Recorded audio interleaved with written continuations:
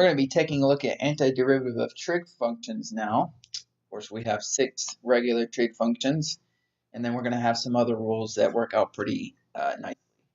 First of all, the antiderivative of sine is negative cosine plus c. All of these rules you can easily verify by just taking the derivative. For example, the derivative of negative cosine would be negative negative sine, which would give you sine back. Okay, and then of course the derivative of c is 0.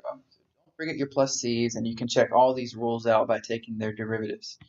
Antiderivative of cosine of x dx is sine of x plus c. Antiderivative of tangent of x, a little bit more detailed or complex, I guess you could say. Natural log of absolute value of secant of x. Now you could use the chain rule again to verify that. If you take the derivative of this, you get tangent of x. Don't forget your plus c, by the way. Rule number 10, antiderivative of cotangent of x dx is natural log of sine of x. Absolute value bars around the sine of x. Notice how similar these are.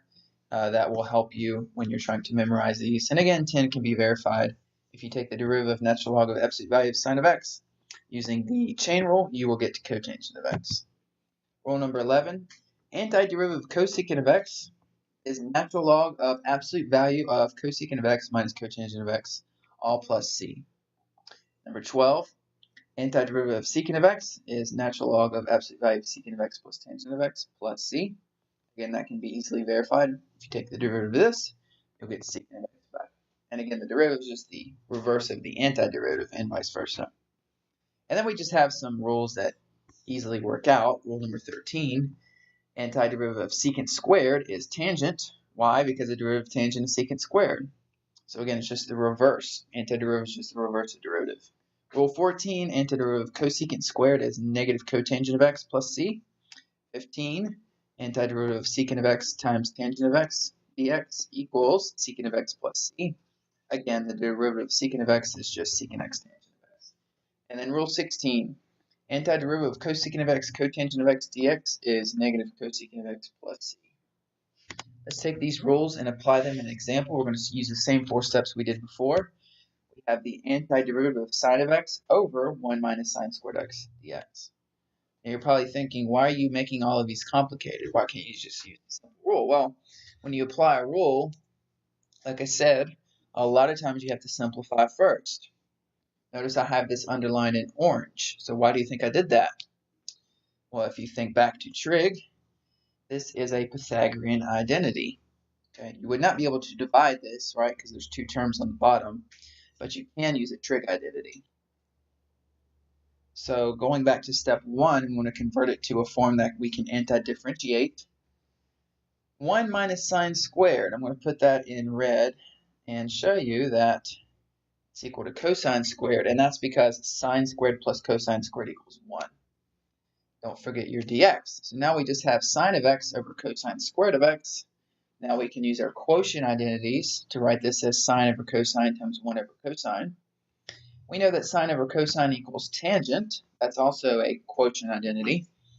And 1 over cosine equals secant. So now we have the antiderivative of tangent of x times secant of x dx.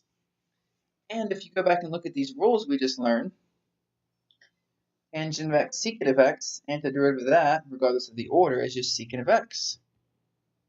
So we've converted it into a form that we can anti-differentiate. Had we not done that, we would not have been able to do this easily.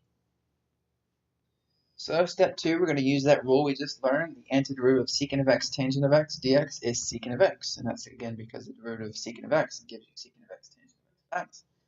Don't forget your plus c. Step 3 is to simplify, which obviously secant of x is about as simple as it gets. We're going to leave it that way. Step 4, check by differentiating. Well, this one's kind of weird because of the way that we ended up getting our answer. So we could just go back through and check. We know the derivative of secant of x is secant of x tangent of x. We could just basically go back through our work and do the reverse of what we just did. Secant of x is 1 over cosine, tangent is sine over cosine. Go all the way back to what we started with. Sine of x over 1 minus sine squared x. And oddly enough, the antiderivative of that is simply just secant of x plus c. That's it for this example. If you have any other questions about trig, antiderivatives, or simplification, let me know.